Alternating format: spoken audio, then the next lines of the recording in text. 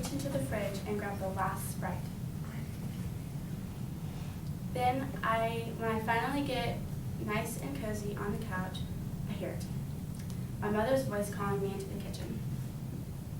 She says to me that I forgot to cut the plastic ring from the can.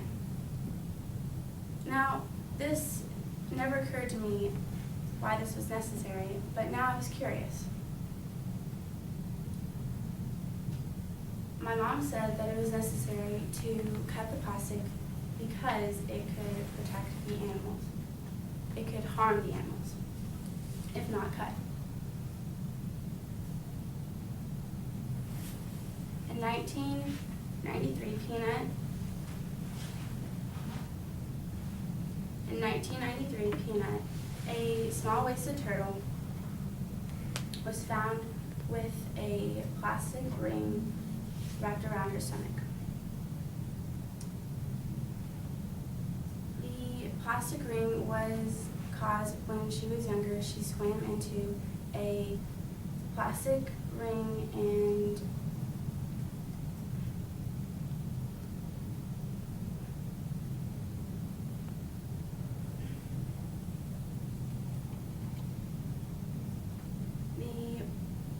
plastic ring then caused her body to have to adapt, thus creating her deformation. According to Threatening Oceans by Jimmy Tassar, 100 million years, sea turtles have been around the ocean. Sea turtles have been in the ocean for 100 years. But now their numbers are slowly decreasing. This is what brought to my attention about how our daily activities could affect marine life. First, we will look into the mysteries of why the ocean life is dying, why the ocean and resources are dying. Then we will venture and further into what types of things could cause these issues in our oceans, resources, and life. And lastly, we will cruise back to look at the solutions to help prevent and end these threats or future threats. There are two problems that affect our ocean. First, marine life is dying rapidly. 80% of all living things in the ocean, 80% of all living things live in the ocean. Corals are tiny animals that build coral reefs that protect marine life in an ecosystem.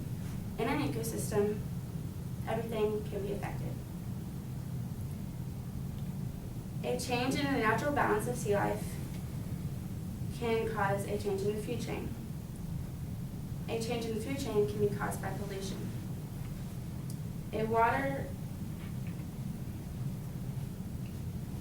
People who swim in water that is polluted can get sick and get hepatitis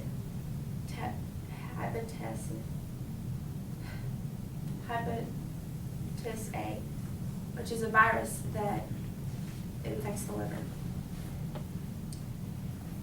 Secondly, you have valuable resources. Another problem is that we get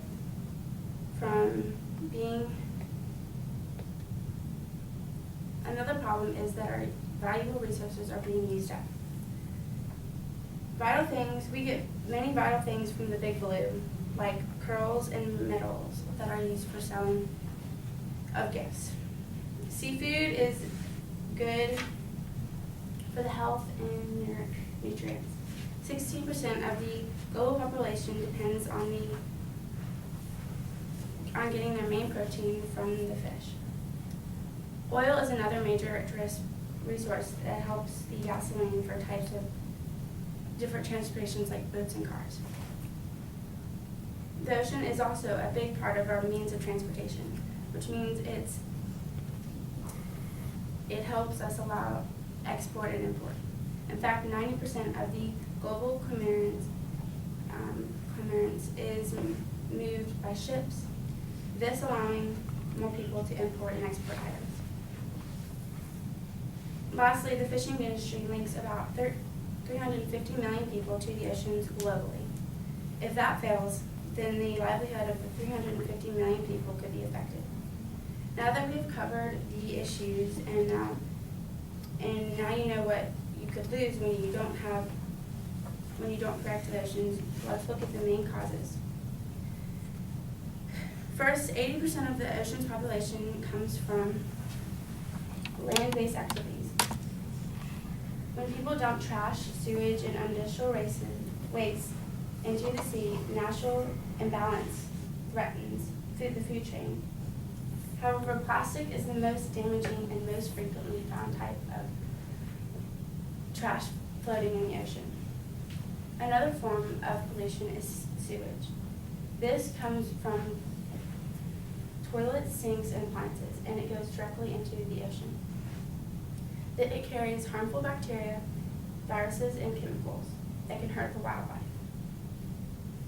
Second, increased amount of industries are overfishing.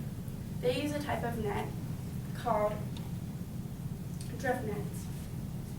These are thin, strong, and made of nylon, and they're put out in the sea to catch the marine life. In total, drift nets are 50 feet deep, 30 feet wide, and 30 miles long. Fishermen hang the nets straight down because they're practically invisible to the fish, and so then the fish will get caught.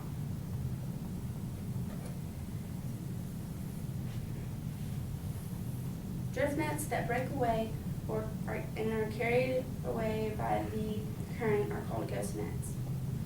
This can lead to many deaths of the animals.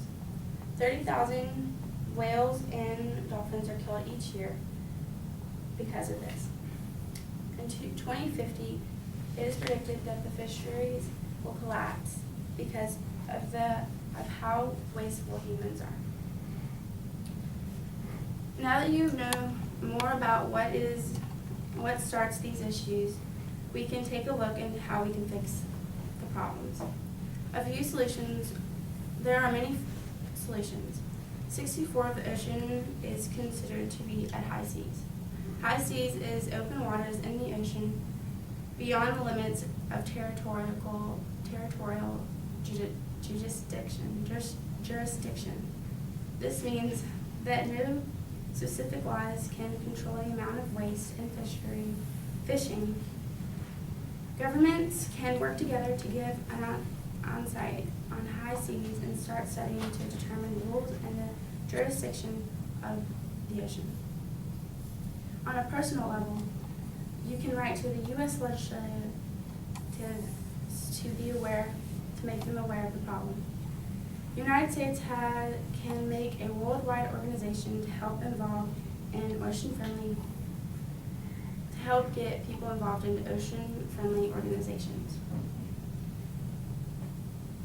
The main solution is to bring people aware of the problems at sea.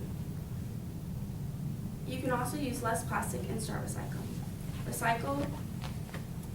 Recycling is when you reduce the amount of plastic, glass, and paper. So in summary, we've talked about a better way of understanding why we want to protect our oceans. I pointed out that there are dwindling resources and the ocean life is dying as our main problems. I mentioned how these are caused and how we can fix them. So next time, when you go to reach for a spray, clip the plastic rings. This is a simple act. This simple act is a start. Peanut. Think of Peanut, how a simple plastic ring affected her life in a bad way, and let's stop the plastic rings from hurting any other turtles. Less than 2% of the oceans are protected. Are you making a difference?